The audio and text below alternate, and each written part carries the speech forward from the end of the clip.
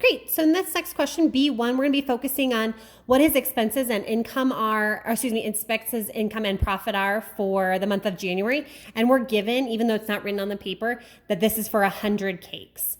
So in January, his expenses are how many dollars if he sells 100 cakes, and how much does he make if he sells 100 cakes? So for expenses, and notice it says C work here.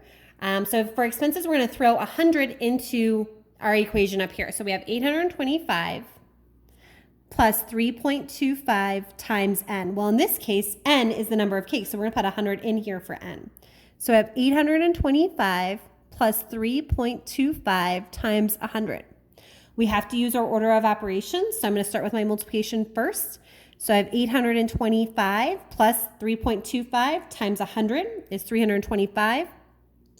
And my final answer would be he spent $1,150 to make this 100 cakes. So I'm going to go ahead and put that up here on this expense line. So you spent $1,150.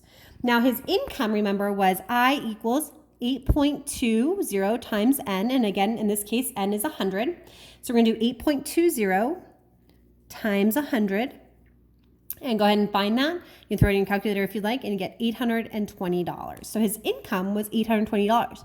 So Fabian did not have a good month here, right? If his expenses are $1,150, but his income's only $820, that means for the next question, his profit is he lost money, right? So it tells you how to find your profit is income, 820, minus expenses, 1,150.